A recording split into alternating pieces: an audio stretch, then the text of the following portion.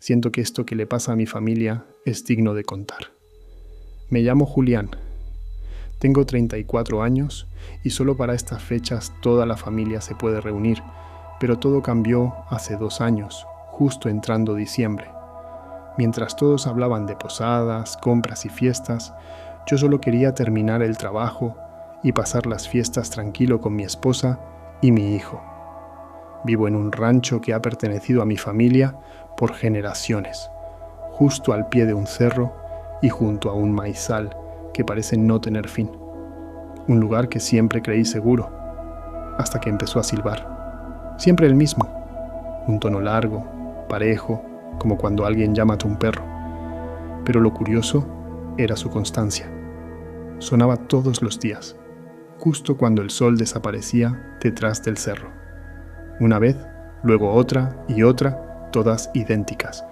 Al inicio pensamos que era algún vecino regresando tarde, o un muchacho jugando, pero nadie en la zona silba así. Y los animales no hacen ese sonido, no tan limpio ni tan repetido. Mi esposa fue la primera en decirlo. Ese silbido no viene del cerro, viene desde adentro del maizal. Yo no quise creerle, pero lo escuchaba tantas veces, y como si saliera de entre las milpas a solo unos metros de la casa.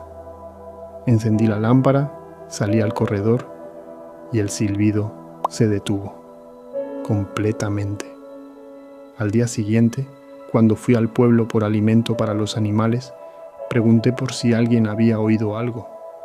Nadie sabía de qué hablaba, pero cuando mencioné el cerro, el señor de la tienda solo bajó la mirada y dijo: «No le conteste. Sea lo que sea, no quiere que usted lo vea». Y continuó despachando, como si hubiera dicho algo que no debía contarse. Ese fue el primer aviso.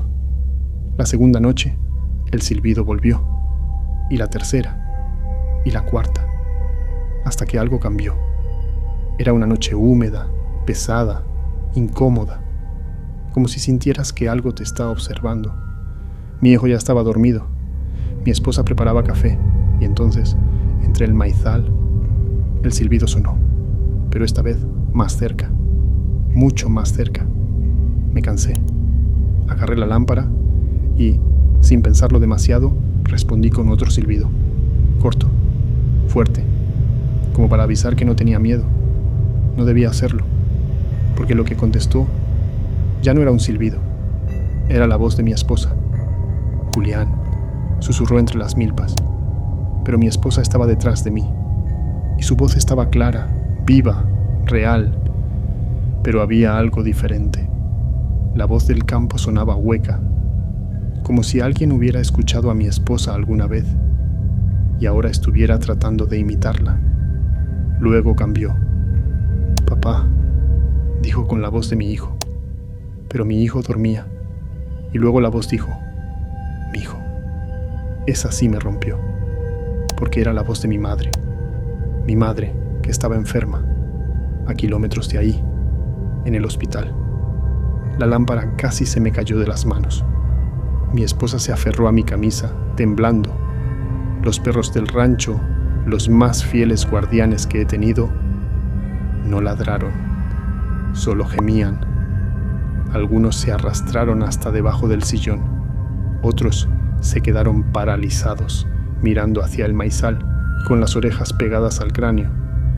Esa noche no dormimos. Días después, camioneros que pasan por la carretera dijeron que habían visto algo en lo alto del cerro.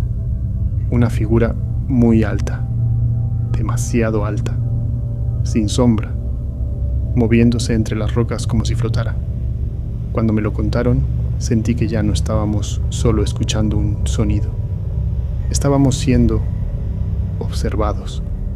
La madrugada en que todo terminó, había algo en la oscuridad, una especie de presión que no se veía, pero que hacía que todo se sintiera torcido. El silbido sonó, pero esta vez, no sé cómo explicarlo, pero era diferente.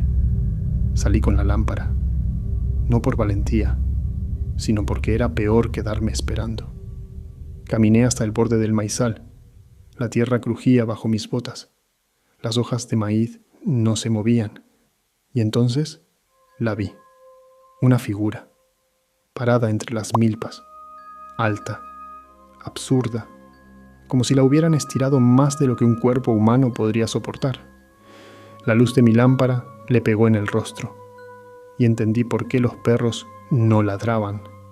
No tenía ojos, solo una cara lisa, brillante, como piedra húmeda, como si la piel no hubiera terminado de formarse, o como si la hubiera moldeado alguien sin saber cómo es una cara humana.